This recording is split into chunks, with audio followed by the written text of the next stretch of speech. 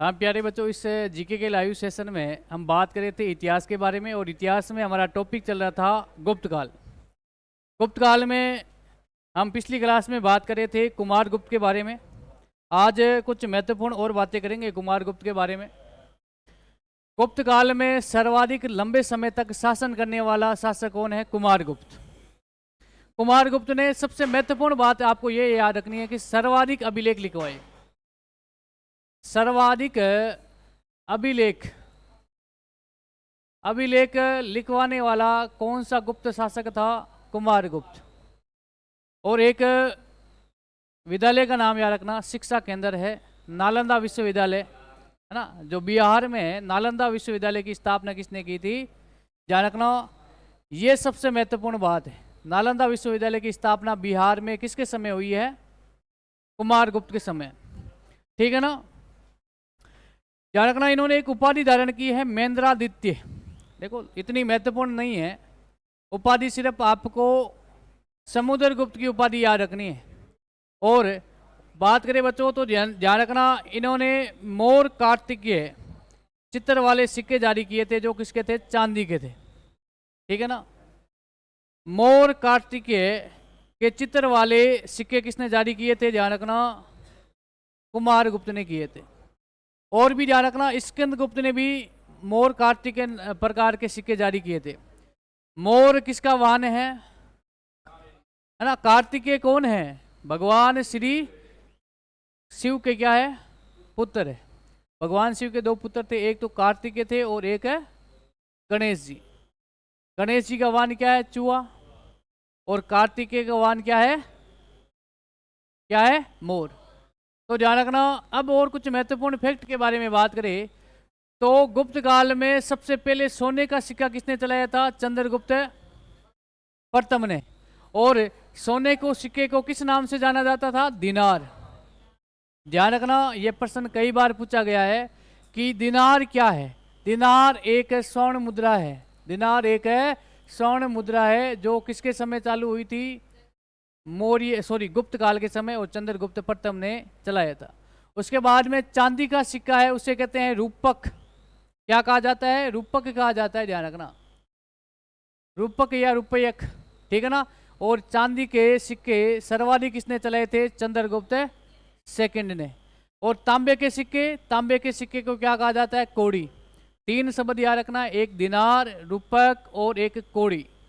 दिनार तो है सोने की मुद्रा, रुपया क्या है? एक चांदी की मुद्रा है, और कौड़ी क्या है? एक तांबे का सिक्का है। ठीक है ना। तो ये सबसे महत्वपूर्ण लाइन है, इसको लिख लेना भाई। मैं आपसे पूछ लेता हूं कि तांबे के सिक्के किसने चलाए? तांबे के सिक्के, हाँ, तांबे के सिक्के किसने चलाए थे? रामगुप्त ने। ठीक है ना। तो ये बातें आपको लिखनी है।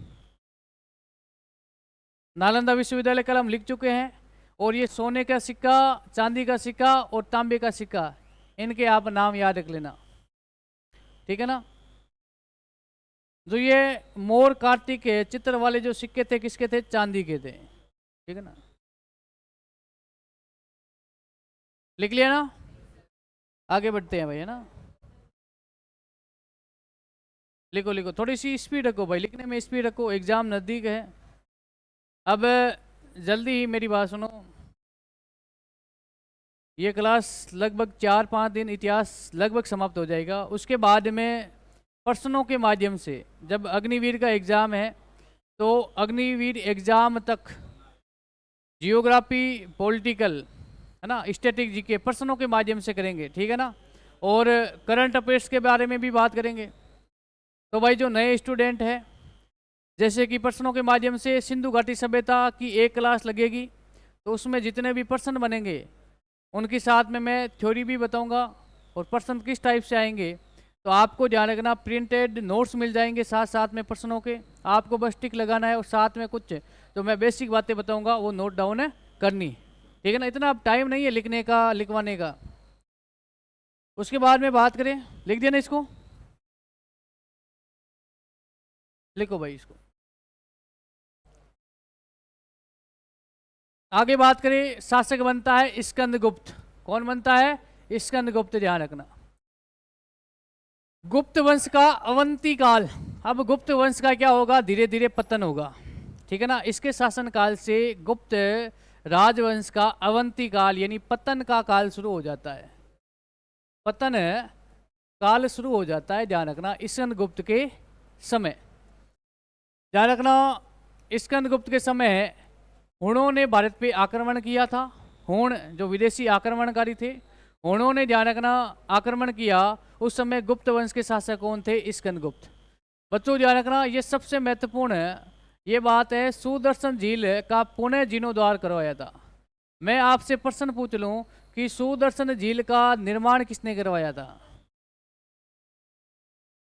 है ना। मैं आपसे पूछ लेता हूं कि सुदर्शन झील वर्तमान में कहाँ पे है, ठीक है ना। बताओ भाई, सौराष्ट्र में। सुदर्शन झील का उल्लेख या जानकारी किस अभिलेख से मिलती है, जूनागढ़ अभिलेख से मिलती है, ठीक है ना। जूनागढ़ अभिलेख किसने लिखवाया था, रुद्र दामन, है ना, रुद्र दामन, ठीक है ना। सुदर्शन झील का निर्माण किसने करवाया था, पटेल खड़ा हो। हाँ, सुदर्शन झील का निर्माण किसने करवाया था, विकर्ण खड़ा हो। इसने तो पुणे जीर्णोद्धार करवाया है, लेकिन आपसे पूछ ले सुदर्शन झील का निर्माण किसके समय हुआ है, सोनू खड़ा हो। केशव खड़ा हो जाओ। अरे आप भी, है ना, मेरी बात सुनो, जो नए अभी क्लास से शुरू हुई है इसमें भी मैंने सुदर्शन झील के बारे में बताया है, ठीक है ना। हाँ, चंद्रगुप्त प्रथम, वेरी गुड। चंद्रगुप्त प्रथम के समय इस सुदर्शन झील का निर्माण हुआ था।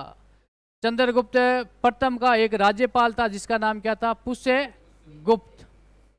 अरे, पुष्य दिग्विजय नहीं था, पुष्य गुप्त, जिन्होंने, ध्यान रखना, इस सुदर्शन झील का निर्माण करवाया था। अशोक ने इस झील से नहरों का निर्माण करवाया था, ध्यान रखना। अशोक ने सुदर्शन झील से नहर निकाली थी, लेकिन इसका जीर्णोद्धार किस गुप्त शासक ने करवाया था, स्कंदगुप्त ने, ध्यान रखना। यह प्रश्न वेरी वेरी इंपॉर्टेंट है, आपसे पूछ ले कि किस गुप्त शासक ने सुदर्शन झील का निर्माण करवाया था, तो कौन था, स्कंदगुप्त। और इसकी जानकारी मिलती है, ध्यान रखना, जूनागढ़ अभिलेख में। नीचे बैठो भाई। अब उसके बाद में बात करें, प्रारंभ में गुप्त कुषाणों के क्या थे, सामंत थे, ये पहले हम बात कर चुके हैं। श्रीगुप्त और घटोत्कच दोनों ही क्या थे, कुषाणों के सामंत थे, ठीक है ना। उसके बाद में नेक्स्ट बात करें तो गुप्त वंश का अंतिम शासक कौन है, विष्णुगुप्त, इसे कहते हैं कुमार गुप्त तृतीय या थर्ड कहा जाता है, ठीक है ना। ये बेसिक बात है, इसको लिख लो भाई। स्कंदगुप्त में सुदर्शन झील का जीर्णोद्धार सबसे महत्वपूर्ण है। इसके समय हूण आक्रमण होते हैं। हूण एक विदेशी जाति है और उन्होंने भारत पे क्या कर दिया था, आक्रमण कर दिया था, ठीक है ना। और अंतिम शासक कौन है, विष्णुगुप्त, जिसे कुमार गुप्त तृतीय भी कहा जाता है, ठीक है ना। अब कुछ महत्वपूर्ण विविध है प्रश्नों के बारे में बात करें, आपसे पूछ ले। एक इतिहासकार थे जिसका नाम था के एल मुंशी। इतिहासकार के एल मुंशी ने गुप्त काल को भारतीय इतिहास का स्वर्ण काल माना गया, बताया है, ठीक है ना। तो इसके बारे में लिख देना, इतिहासकार के एम है ना भाई, एल लिख दिया मैंने, लिख देना, इसको नोट लगा के लिखना, नोट के एम मुंशी, के एम मुंशी ने गुप्त काल को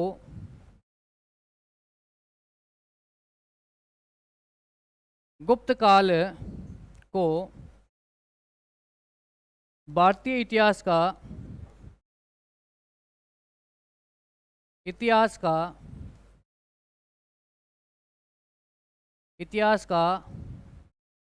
क्या बताया है, स्वर्ण काल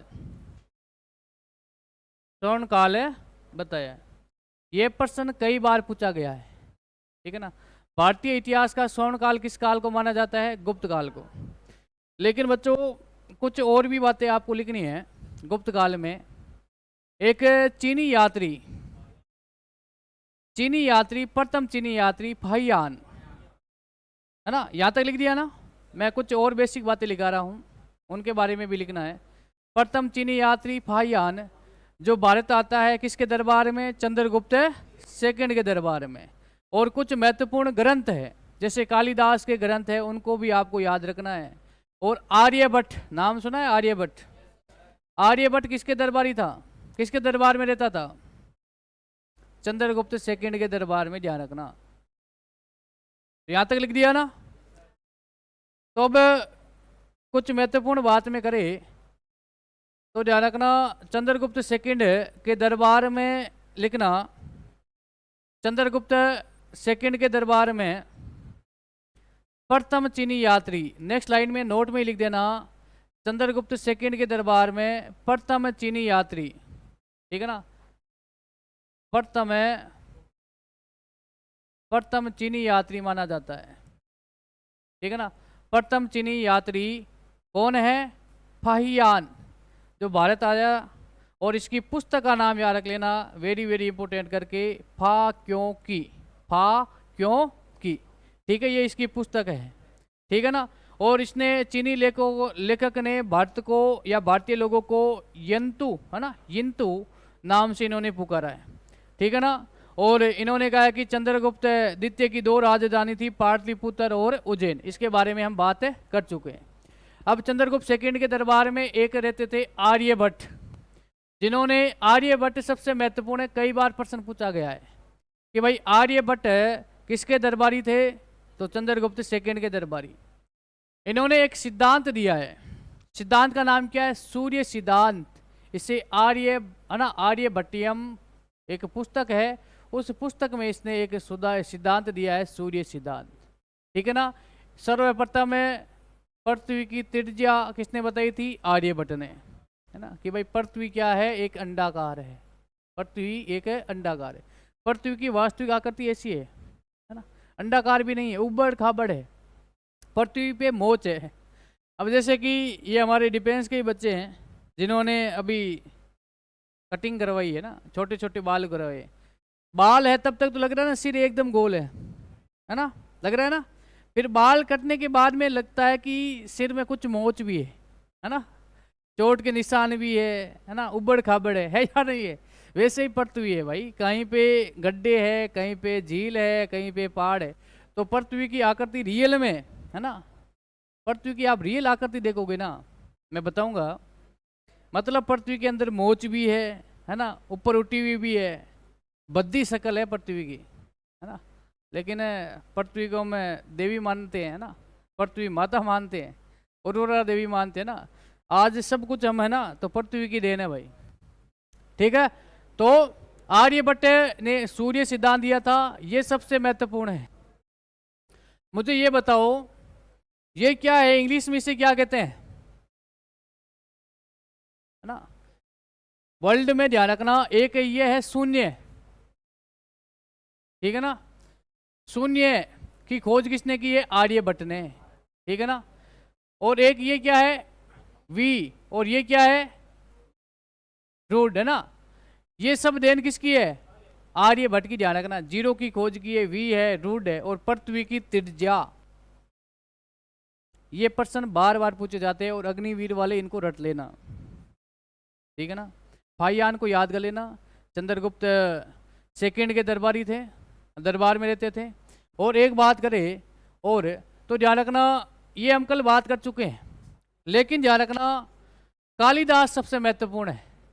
कालिदास के जो ग्रंथ है, कालिदास को भारत का शेक्सपियर भी कहा जाता है, कालिदास को भारत का शेक्सपियर कहा जाता है। कालिदास के जो प्रमुख ग्रंथ है, एक तो है मेघदूतम, एक है रघुवंशम, और एक है अभिज्ञान शाकुंतलम।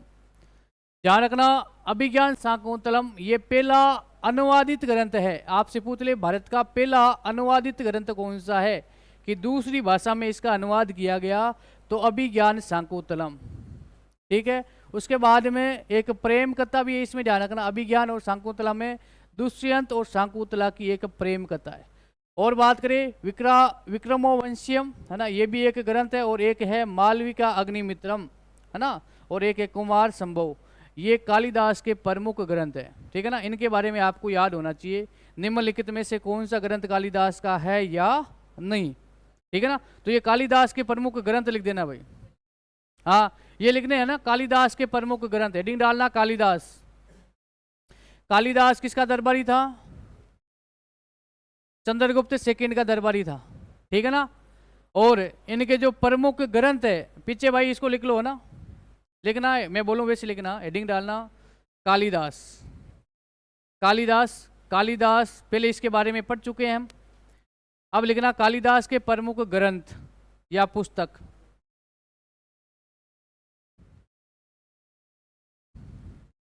कालिदास के प्रमुख पुस्तक व ग्रंथ। अब ये ग्रंथ लिख देना मेघदूतम, रघुवंशम, अभिज्ञान, शाकुंतलम। इसके आगे लिख देना पहला अनुवादित ग्रंथ, भारत का पहला अनुवादित ग्रंथ, कि भाई इसकी अलग भाषा में इसका अनुवाद किया गया है, ठीक है ना। उसके बाद में विक्रमोवंशियम, मालविका अग्निमित्रम और कुमार संभव, ये प्रमुख ग्रंथ है। इनमें से एक प्रश्न आएगा।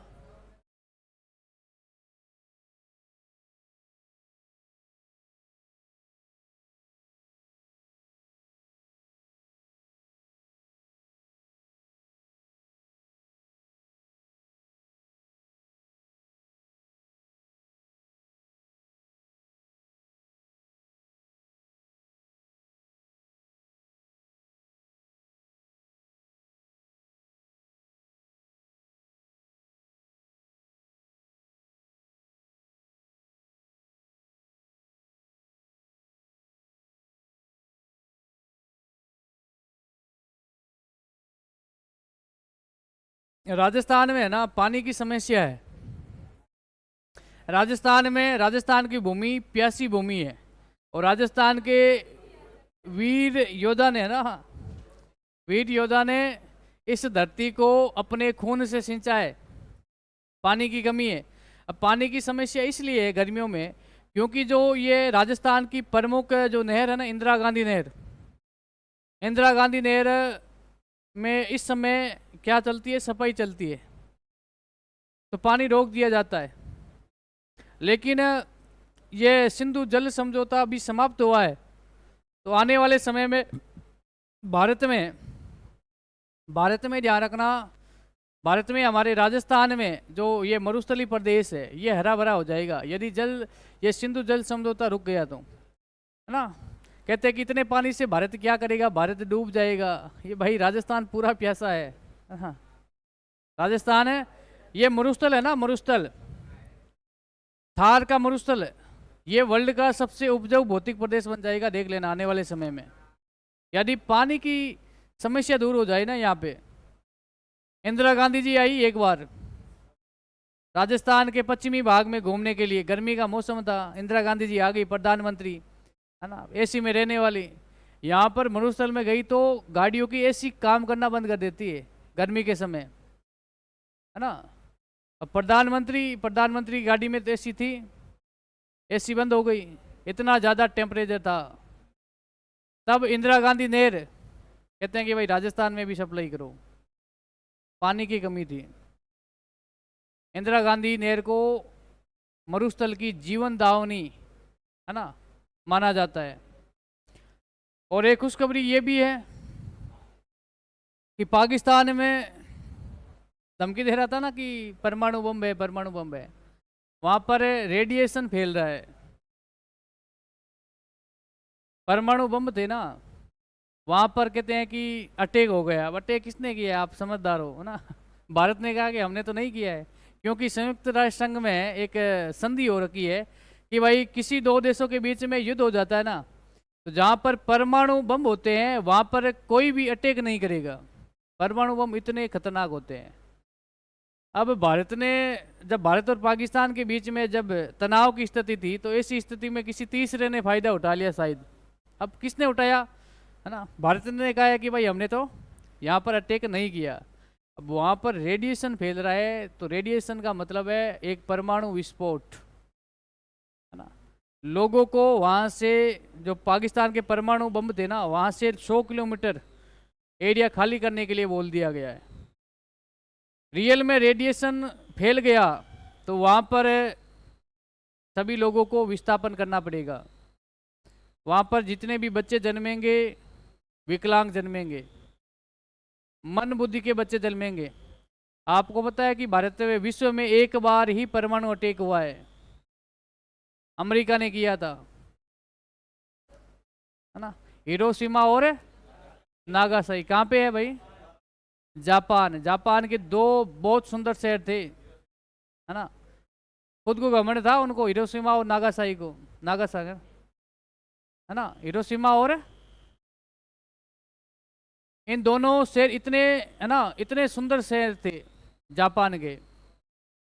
अमेरिका के पास में 2 बम थे, दोनों बम वहां पे गिरा दिए थे दूसरे विश्व युद्ध के समय। अब जापान को ये नहीं पता था उस समय कि अमेरिका के पास में 2 ही परमाणु बम है, नहीं तो जापान उस समय अमेरिका का नाम निशान मिटा देता, इतना खतरनाक जापान था। लेकिन जापान को डर यह था कि अमेरिका के पास में और परमाणु बम है, इसलिए जापान ने वापस अटैक नहीं किया। नहीं तो उस समय की बात करें ना, वर्ल्ड के दूसरे विश्व युद्ध के समय, तो वर्ल्ड की सबसे खतरनाक सेना नेवी किसकी थी? जापान की थी। ठीक है, यहां तक लिख दिया ना। अब कुछ महत्वपूर्ण बात और है, उसके बारे में लिख देते हैं। हेडिंग डालना, हेडिंग डालना, हेडिंग डालना, गुप्त राजवंश के महत्वपूर्ण बिंदु, गुप्त राजवंश के महत्वपूर्ण बिंदु लिखना। मैं बोलूं वैसे लिख देना। भारत में, भारत में, भारत में मंदिरों के निर्माण, मंदिरों के निर्माण सर्वाधिक, सर्वाधिक गुप्त काल में हुए। और माना जाता है कि मंदिर निर्माण है कि कला की शुरुआत भी किस काल में हुई है? गुप्त काल में। ठीक है ना।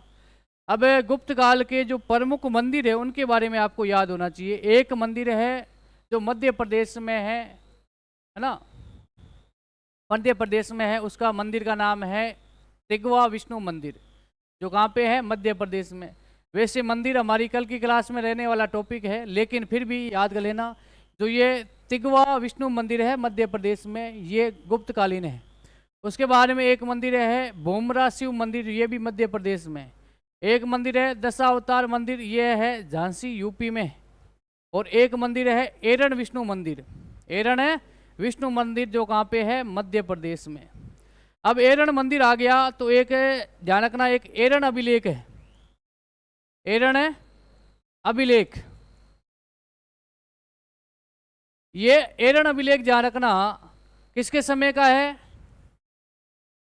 भानुगुप्त, भानुगुप्त, गुप्त वंश का एक शासक था, ज्यादा इसकी विशेषता कुछ नहीं है। एरण अभिलेख है। इस अभिलेख को हम क्यों पढ़ते हैं? किसके समय का है? शासक कौन है? भानुगुप्त। ध्यान रखना, शासक का नाम याद कर लेना, भानुगुप्त। और भानुगुप्त का एक सेनापति था जिसका नाम था भोजराज, भोजराज। और भोजराज किसी युद्ध में क्या हो गया था? शहीद हो गया था। क्या हो गया? शहीद हो गया। भोजराज एक सैनिक था और भोजराज की पत्नी भोजराज के साथ में क्या हो गई थी? सती हो गई थी। तो भारत में सर्वप्रथम है सती प्रथा का उल्लेख, आपसे पूछ ले सती प्रथा का उल्लेख सर्वप्रथम भारत में, तो याद कर लेना एरण अभिलेख में। किस अभिलेख में? एरण अभिलेख में भारत में सर्वप्रथम सती प्रथा का उल्लेख मिलता है। तो एक नोट लगा के लिखना, नोट लिखना, एरण अभिलेख, है ना। इतनी जल्दबाजी क्यों करे हो ना, लिखना, एक नोट लगा के लिखना भाई, नोट। नोट लगाना 2000 का, क्योंकि पर्सन आने की संभावना है। लेकिन हाँ, मैं रियल बात बता रहा हूँ ना, जो मैं ये नोट लगा रहा हूँ ना, देख लेना, लगभग प्रश्न आने की संभावना रहती है। लिखना नोट में एरन अभिलेख, तो भी लिख लें। अच्छा, घर जाके क्लास दे के लिखेगी, वेरी गुड, ऐसे भी बच्चे हैं भाई। है ना, ये एक तो कैप लेता है ना, और भी है। ठीक है ना, तो भाई नोट में लिखना एरन अभिलेख, एरन अभिलेख भानुगुप्त, लिखना एरन अभिलेख भानुगुप्त के समय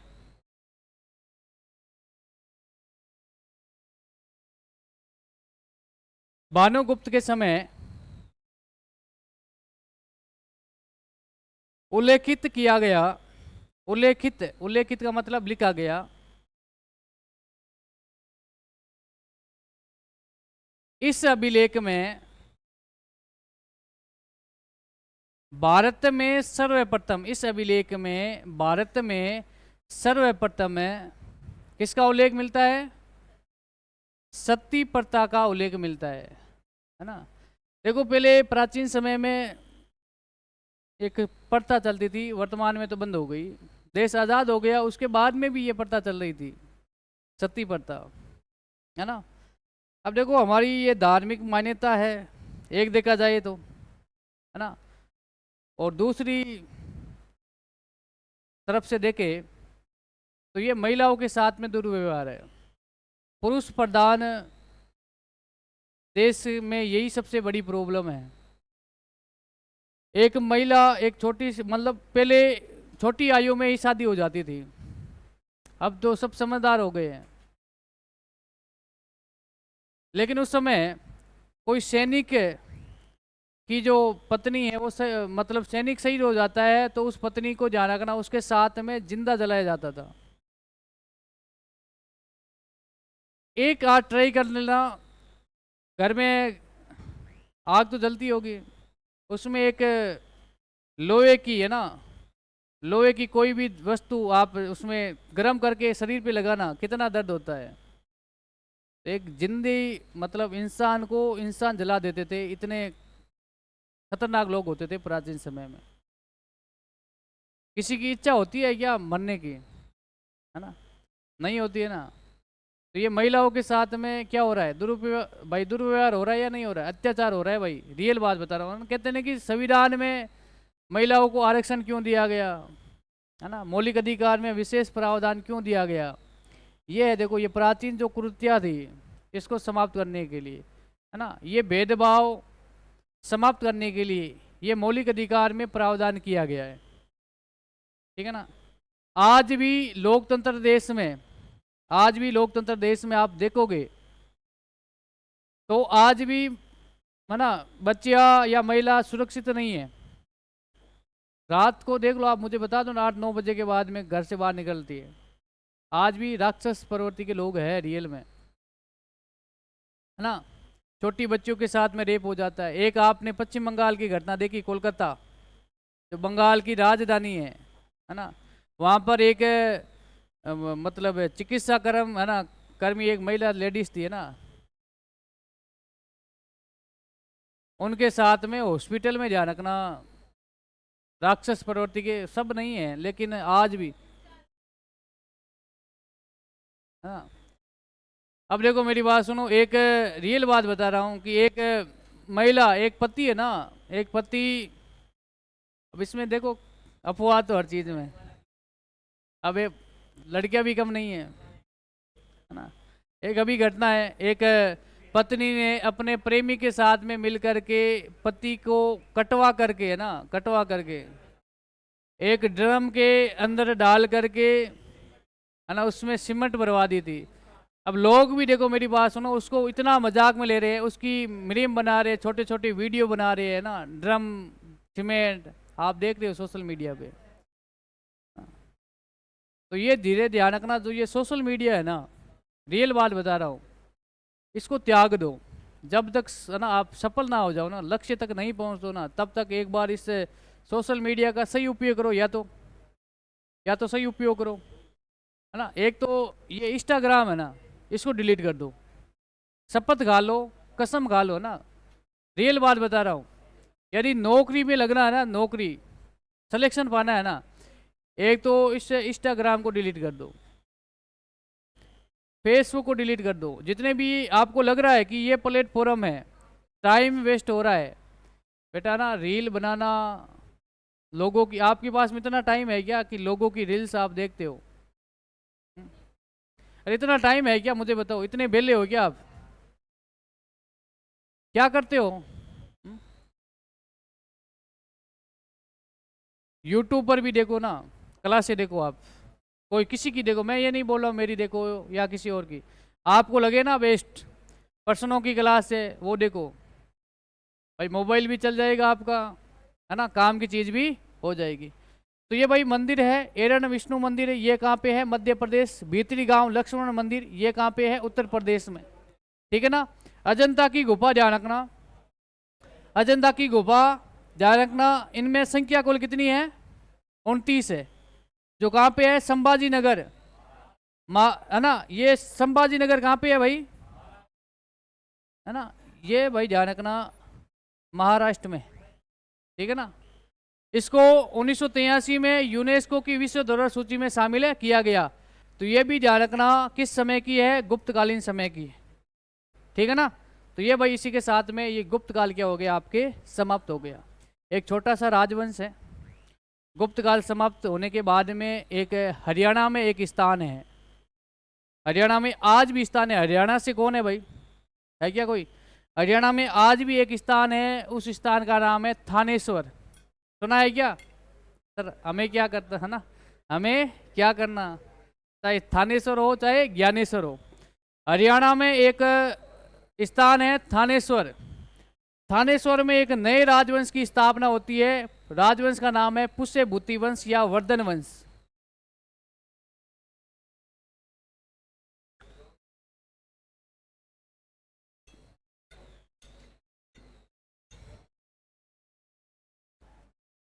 लिखा नहीं है क्या इसको? है? अरे इसमें कुछ है ही नहीं यार, ज्यादा इतना हो गए ना। नेक्स्ट हेडिंग डालना पुष्य भूति वंश या वर्धन वंश। हेडिंग डालना पुष्य भूति वंश या वर्धन वंश। हरियाणा में एक स्थान था, उस स्थान का नाम था थानेश्वर। क्या नाम था? थानेश्वर, ध्यान रखना। थानेश्वर में एक सैनिक था जिसका नाम था पुष्य भूति, और उस पुष्य भूति ने अपने नाम पर पुष्य भूति वंश या इसे कहते हैं वर्धन वंश, ठीक है ना, एक ही नाम है। पुष्य भूति वंश या वर्धन वंश की स्थापना किसने की है? पुष्य भूति ने, जो कहाँ पे है? हरियाणा में, ठीक है ना। ये थानेश्वर वर्तमान में कहाँ पे है? हरियाणा में।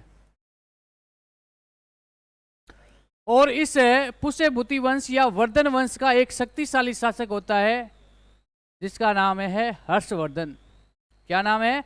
हर्षवर्धन, ध्यान रखना। और हर्षवर्धन के समय ही जो ये महाकुंभ मेले हैं इनकी शुरुआत होती है, ठीक है ना। अब मेरी बात समझना, पुष्य भूति, बस इतनी बात याद रखना, पुष्य भूति राजवंश या वर्धन वंश के क्या है? संस्थापक है।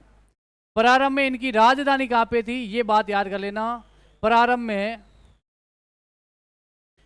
में राजधानी कहाँ पे थी? थानेश्वर में। थानेश्वर जो कहाँ पे है? हरियाणा में। अचार का मतलब है हरियाणा, ध्यान रखना, हरियाणा में। अब समझना, पुष्य भूति प्रारंभ में जो ये पुष्य भूति या वर्धन वंश है ना, एक ही है। वर्धन वंश प्रारंभ में, ध्यान रखना, एक वर्तमान में उज्जैन कहाँ पे है? उज्जैन, कनौज, ये दोनों ही अलग अलग है, ध्यान रखना। उज्जैन कहाँ पे है? एमपी में, कनौज। कनौज का एक राजवंश है, उस राजवंश का नाम है मोखरी, ठीक है ना। यह है कनौज का, ठीक है ना। कनौज का एक राजवंश है मोखरी राजवंश, उसके क्या थे? ये सामंत थे, है ना। ये राजवंश कहाँ का है? कनौज का। कनौज राजवंश से मोखरी मौखरी वंश के शासक है अवंती वर्मन के क्या थे, सामंत थे प्रारंभ में। आपसे पूछ ले कि वर्धन वंश प्रारंभ में किस राजवंश का सामंत था, तो मोकरी। मोकरी राजवंश है कनौज का, उसके क्या थे, ये सामंत थे। बाद में ध्यान रखना धीरे धीरे क्या हो जाते हैं, संतत हो जाते हैं। जैसे कि आपने गुप्त काल में पढ़ा था कि प्रारंभ में गुप्त काल के शासक किसके सामंत थे, सीधा बैठ जाए एक दो ना।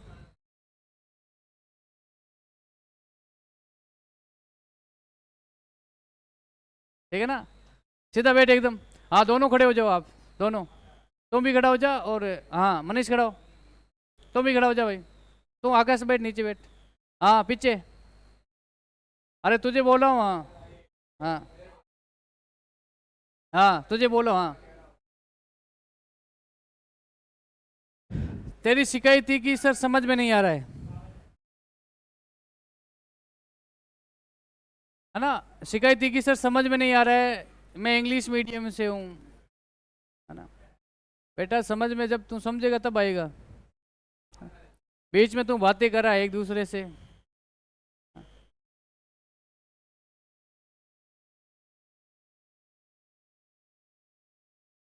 हाँ, गुप्त वंश का अंतिम शासक कौन था, कोई वाद नहीं करेगा। गुप्त वंश का अंतिम शासक कौन था,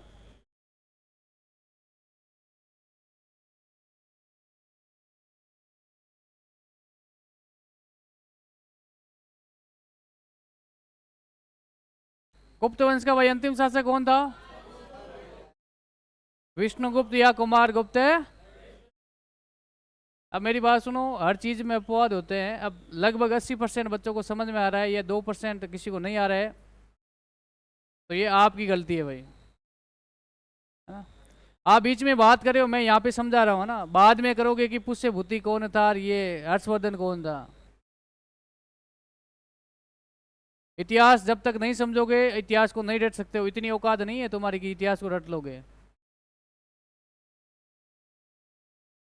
ठीक है ना, नीचे बैठो। अब आपसे यहाँ से प्रश्न क्या पूछा जाएगा, इसको समझ लेते हैं। बात करें हैं वर्धन वंश की, वर्धन वंश, इसे ही क्या कहा जाता है, पुष्य भूति वंश। आपसे पूछ ले संस्थापक कौन है, संस्थापक कौन है, पुष्य भूति। प्रारंभ में इनकी राजधानी क्या थी, थानेश्वर, थानेश्वर, राजधानी क्या है, थानेश्वर। अब ध्यान रखना, तो ये पुष्य भूति है, ये ध्यान रखना एक कनौज, कनौज में एक राजवंश है मोखरी, मोकरी राजवंश। राजवंश का क्या था, एक सामंत था, है ना भाई। मोकरी राजवंश के पास में कनौज उज्जैन ये क्षेत्र था, ठीक है ना।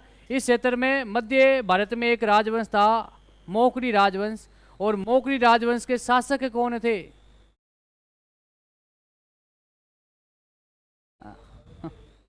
अवंती वर्मन, ठीक है ना, अवंती वर्मन, अवंती वर्मन, है ना। अवंती वर्मन के क्या थे, ये सामंत थे, ठीक है ना। अवंती वर्मन का क्या था, सामंत था। अब पुष्य भूति के एक पुत्र था जिसका नाम था प्रभाकर वर्धन। पुष्य भूति के बाद में शासक कौन बनता है, प्रभाकर वर्धन। अब प्रभाकर वर्धन के ध्यान रखना, दो पुत्र थे और एक पुत्री थी, दो पुत्र और एक पुत्री। अब प्रभाकर वर्धन ने सोचा कि हम क्या है, सामंत है। अब सामंत है, अपने आप को स्वतंत्र घोषित करना है। और ये सामंत किसके थे, मोकरी वंश के अवंती वर्मन के क्या थे, सामंत थे।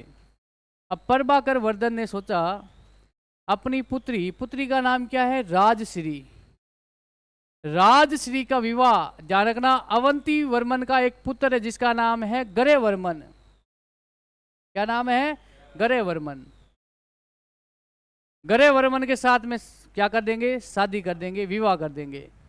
तो भाई दोनों रिश्तेदार हो गए हैं। अब रिश्तेदार बन गए तो ऊंच नीच क्या है, दोनों समान है। अब इन्होंने ध्यान रखना, एक दिमाग लगा करके अपनी पुत्री का विवाह किसके साथ में कर दिया है, अवंती वर्मन के पुत्र गृह वर्मन के साथ में। अब दोनों क्या हो गए हैं, रिश्तेदार बन गए, संबंधी बन गए ना, तो अब दोनों ही क्या है, बराबर है।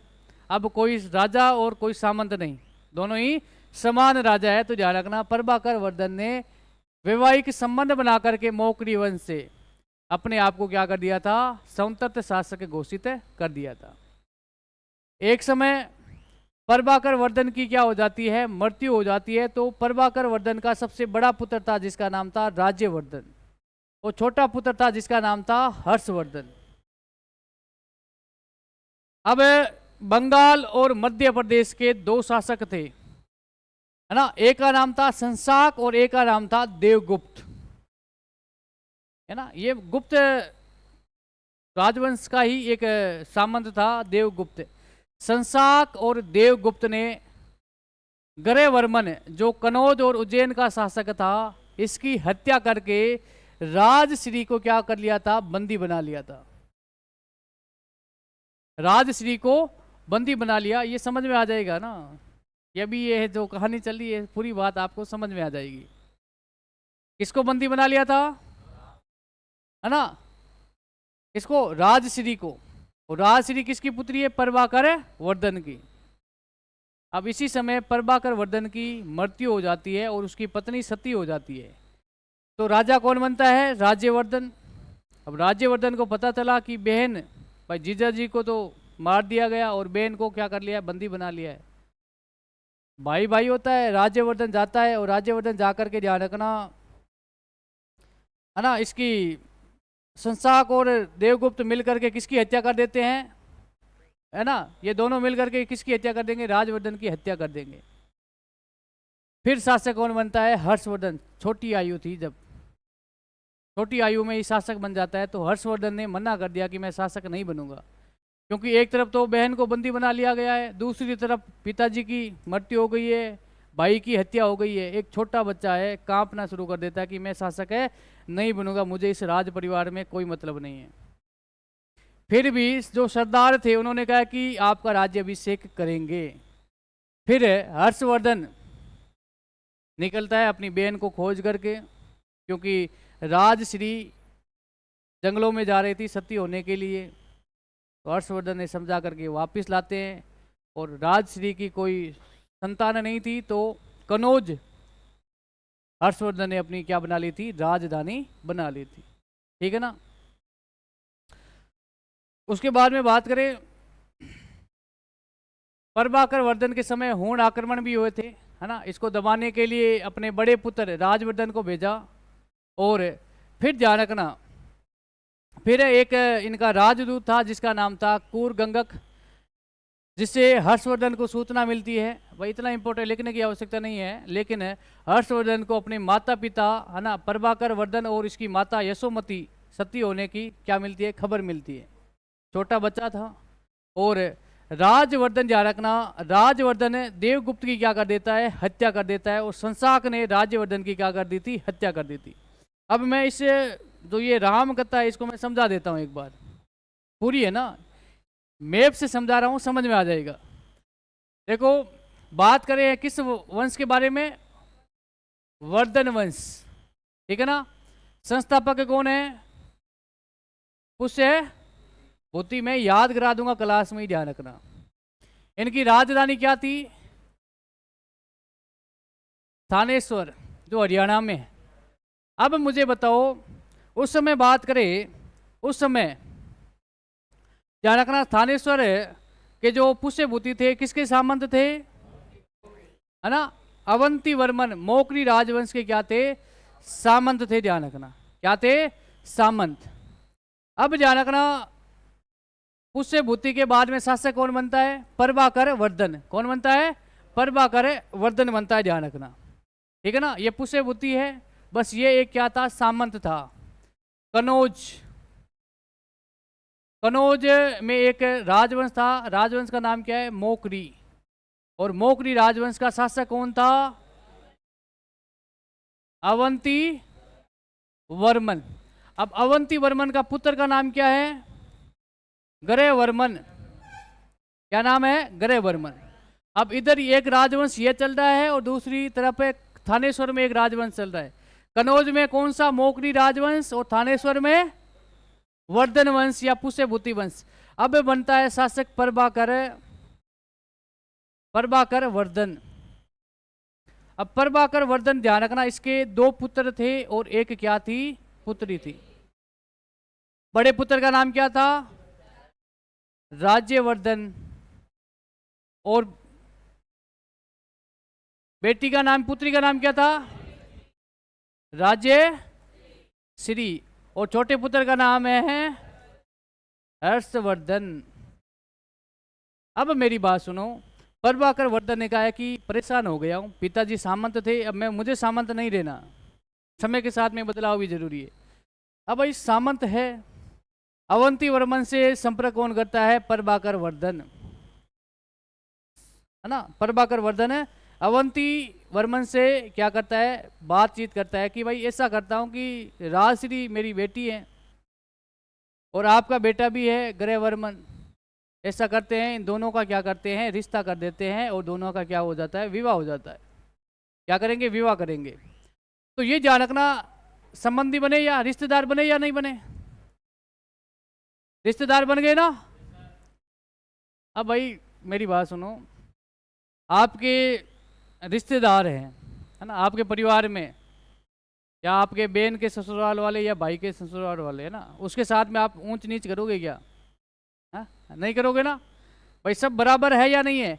तो ये दोनों बराबर हो गई, अपने आप को क्या कर दिया था? स्वतंत्र घोषित कर दिया था। अब भाई लड़ाई भी नहीं करेंगे, क्योंकि अब तो हम संबंधी है। फिर क्या होता है? 2 शासक है, दोनों के नाम याद रखना, एक तो है बंगाल का और एक है आपके मालवा यानी एमपी का, है ना। एक का नाम है संसाक, एक का नाम है संसाक और एक का नाम है देवगुप्त, ठीक है ना। ये देवगुप्त कहाँ का है? ये तो है मालवा का, और ये संसाक कहाँ का है ना? बंगाल का। अब ध्यान रखना, कनौज का शासक कौन बनता है? कनौज का शासक ग्रहवर्मन। अब इन दोनों ने मिलकर के योजना बनाई कि हम क्या करेंगे? कनौज पे अधिकार करेंगे। ध्यान रखना, आज भारत का हृदय किसे माना जाता है? दिल्ली को माना जाता है। वैसे ही उस समय की बात करें, प्राचीन समय के भारत की, तो भारत का सबसे मुख्य केंद्र बिंदु किसे माना जाता था? कनौज को। भारत का, है ना, इकोनॉमिक्स या जीडीपी या हर क्षेत्र से ना आयात निर्यात का मुख्य केंद्र बिंदु था कनौज। कनौज वर्तमान में कहाँ पे है? यूपी में। तो ध्यान रखना, इन दोनों ने सोचा कि हम क्या करेंगे? भारत के शक्तिशाली शासक बन जाएंगे, दोनों साथ में मिलकर के, संसाक और देवगुप्त, कि भाई एक साइड से तू आना, एक साइड से मैं आऊँगा, और दोनों ने क्या कर दी थी? ग्रहवर्मन की क्या कर दी थी? हत्या कर दी थी। अब ग्रहवर्मन की पत्नी का कौन थी? राजश्री। इसको क्या कर लिया था? दोनों ने बंदी बना लिया। समझ में तो आ रहा है ना? बंदी बना लिया। अब क्या होता है इस साइड में, इस राजवंश में, वर्धन वंश में, प्रभाकर वर्धन की क्या हो जाती है? अरे मृत्यु हो जाती है, हत्या नहीं, मृत्यु हो जाती है। तो इसकी पत्नी इनके साथ में शहीद हो जाती है। अब है राज्यवर्धन को पता चला कि मेरी बहन को क्या कर लिया है? जीजा जी को तो मार दिया है और बहन को क्या कर लिया है? बंदी बना लिया है। तो राज्यवर्धन क्या करता है? राज्यवर्धन आता है, और राज्यवर्धन पहले, सबसे पहले किससे मिलता है? संसाक से। और संसाक को कहता है कि भाई तो मेरा भाई है, मैं तुझे कुछ नहीं कहूँगा। दोनों मिलकर के क्या करते हैं? देवगुप्त की हत्या कर देते हैं, संसाक। अब फिर संसाक क्या करता है? इस राज्यवर्धन की भी हत्या कर देता है ना। पहले तो राज्यवर्धन और संसाक मिलकर के देवगुप्त की हत्या, फिर संसाक, ध्यान रखना, धोखे से किसकी हत्या कर देता है? राज्यवर्धन। पीछे कौन बचा? हर्षवर्धन। अब उस समय राजश्री जंगलों की तरफ जा रही थी सती होने के लिए। तो एक बौद्ध भिक्षु था, जैन भिक्षु था, उसकी सहायता से हर्षवर्धन अपनी बहन को खोजता है और कहता है कि जीजा तो मैं वापस नहीं ला सकता हूँ, लेकिन कनौज पे, ध्यान रखना, हम क्या करेंगे? अधिकार करेंगे, और ध्यान रखना, भाई बहन दोनों ने कनौज पे अधिकार किया और बहन को सती होने नहीं दिया था। किसने? हर्षवर्धन ने। ठीक है ना।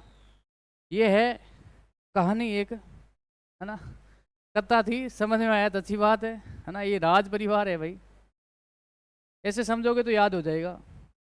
ठीक है ना। तो नेक्स्ट हेडिंग डालना हर्षवर्धन। ठीक है ना, हेडिंग डालना हर्षवर्धन। हर्षवर्धन जन्म कब होता है? 590 ईस्वी में। 590 ईस्वी में। पत्नी का नाम क्या है? दुर्गावती। और देखो मेरी बात सुनो, 590 में जन्म होता है, लेकिन राज्याभिषेक कब होता है? कब होता है? 706 में। मात्र कितनी वर्ष की आयु में? 16 वर्ष की आयु में क्या बनता है? शासक बनता है। और आप 16 वर्ष की आयु में 12th पास करते हो, ध्यान रखना। 12वीं पास की है तो 18 साल होगी आपकी। और हर्षवर्धन 16 वर्ष की आयु में क्या बन जाता है? शासक बन जाता है। बाबर, नाम सुना ना? बाबर, जहारुद्दीन, है ना, मोहम्मद बाबर, है ना, फरगना एक उज्बेकिस्तान, है ना, आदिजान नामक स्थान पे बाबर का जन्म होता है। बाबर 11 वर्ष पूर्ण करता है और 12वें वर्ष में जब प्रवेश करता है तब क्या बन जाता है? फरगना का शासक बन जाता है ना। और आप 12 वर्ष के समय तो कुछ समझते नहीं हो। अधिकार कर लिया था भाई, आपकी उम्र में बाबर ने भारत पे अधिकार कर लिया था, है ना। मुगल साम्राज्य की स्थापना कर दी थी। हाँ, अब मेरी भी उम्र आपको, मैं देख लो इस उम्र में पढ़ा रहा हूँ, उस समय बाबर भारत का शासक बन गया था और आप पढ़ रहे हो। ठीक है ना।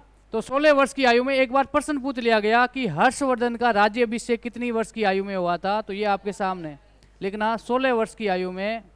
ये प्रश्न एसएससी में पूछा गया। 16 वर्ष की आयु में राज्याभिषेक क्या हुआ था? राज्याभिषेक हुआ था। राज्याभिषेक हुआ। ठीक है ना।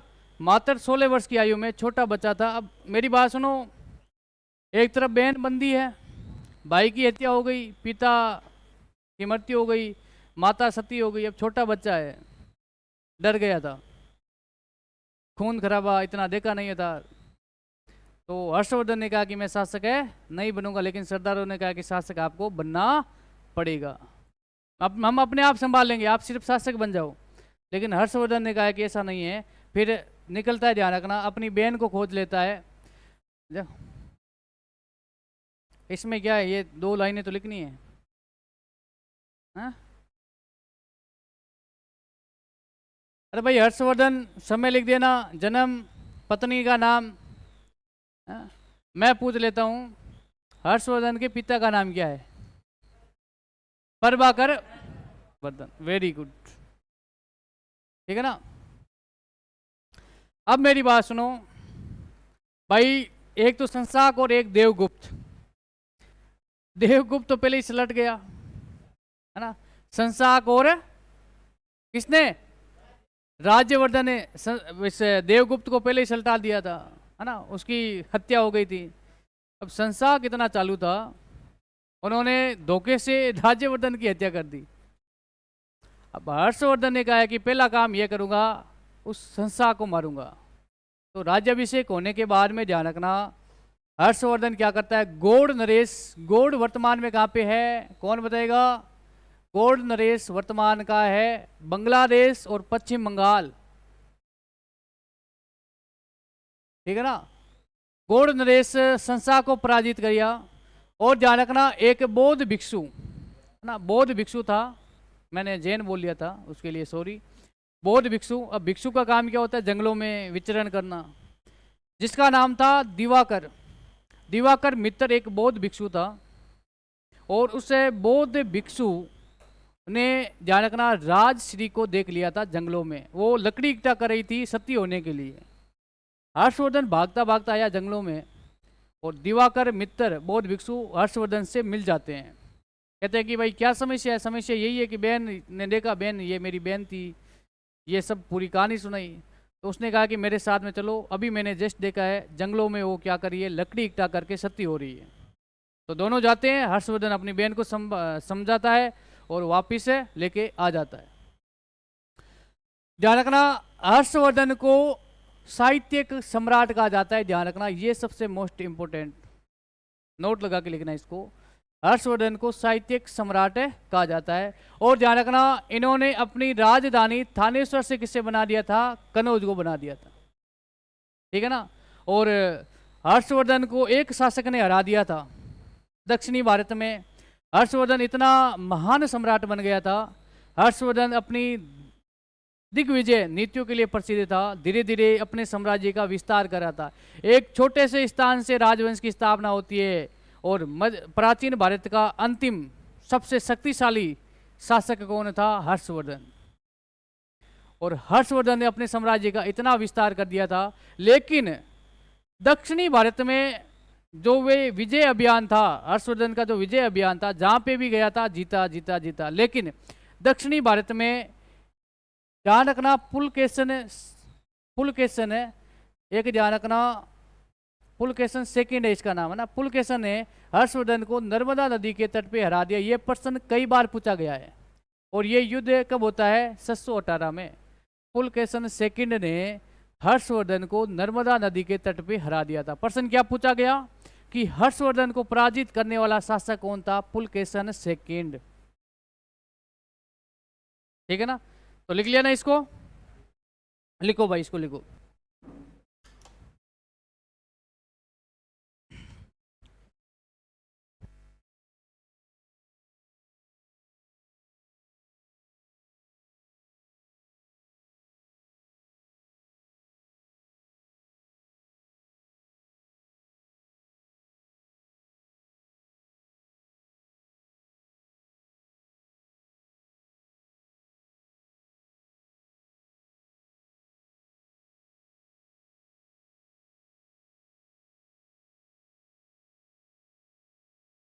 है क्या?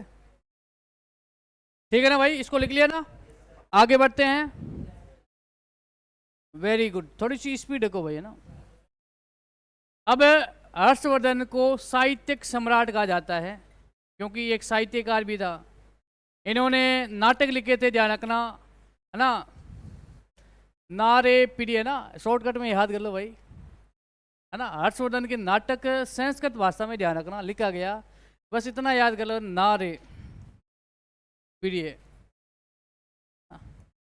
ना से क्या है? नागानंद। रह से क्या है? रत्नावली। और प्रिय का मतलब है प्रियदर्शिका। ये 3 नाटक है संस्कृत भाषा में, नारे प्रिय, है ना। ये ध्यान रखना, सबसे महत्वपूर्ण नाटक है। हर्ष निम्नलिखित में से कौन सा नाटक हर्षवर्धन का है या नहीं है? प्रश्न आएगा, गलत नहीं होना चाहिए। नारे प्रिय, है ना, हर्षवर्धन ने कहा था। नागानंद, रत्नावली और प्रियदर्शिका, ठीक है ना। उसके बाद में बात करें, ये नाटक कौन सी भाषा में लिखे गए? संस्कृत भाषा में लिखे गए। अब हर्षवर्धन के ये 3 नाटक याद कर लेना, यहाँ से प्रश्न पूछने की संभावना है। और जो प्राचीन भारत है ना, उसमें सर्वाधिक प्रश्न पूछे जाते हैं, क्योंकि यहाँ पे प्राचीन भारत एंड हो जाएगा, मध्यकालीन भारत की शुरुआत हो जाएगी। तो इसलिए हर्षवर्धन महत्वपूर्ण है। इसके दरबारी थे, ध्यान रखना, बाण भट्ट। ये प्रश्न कई बार पूछा गया है कि बाण भट्ट किसका दरबारी था? तो ध्यान रखना, हर्षवर्धन। ये बात आपको याद रखनी है। इन्होंने ध्यान रखना एक हर्ष चरित, है ना, हर्ष चरित नामक एक ग्रंथ की रचना की, ध्यान रखना। ये बात कई बार पूछा गया है, क्योंकि बच्चे कर देते हैं हर्ष चरित किसका ग्रंथ है? हर्षवर्धन का कर देते हैं, लेकिन किसका है? बाण भट्ट का, है ना। 8 भागों में विभाजित है, ठीक है। उसके बाद में एक दरबारी था मयूर भट्ट, है ना। इस बाण भट्ट का ही भाई, है ना, इसने सूर्य शतक और मयूर शतक, है ना, मयूर शतक, सूर्य शतक, इन्होंने 2 ग्रंथ लिखे थे। और उसके बाद में मातंग दिवाकर, है ना, इसका कोई ग्रंथ नहीं है। और एक है भर्तरी, इनके दरबारियों के नाम है, याद है कर लेना। एक साहित्यकार थे, है ना, जिसका नाम है सोडल, है ना। एक क्या थे? एक साहित्यकार, इसे ही कवि कहा जाता है, जिनका नाम था सोडल, जिन्होंने हर्षवर्धन को साहित्यिक हर्ष कहा गया, ध्यान रखना। इसने हर्ष को क्या कहा था? साहित्यिक हर्ष, ठीक है ना। तो प्यारे बच्चों, आज क्लास का समय हो रहा है पूरा, है ना। तो आज इस क्लास को यही करते हैं समाप्त। कल की क्लास में 5-10 मिनट हर्षवर्धन के बारे में बात करेंगे, उसके बाद में भारत पर विदेशी आक्रमण, ठीक है ना। तो आज के लिए इतना ही। जय हिंद, जय भारत।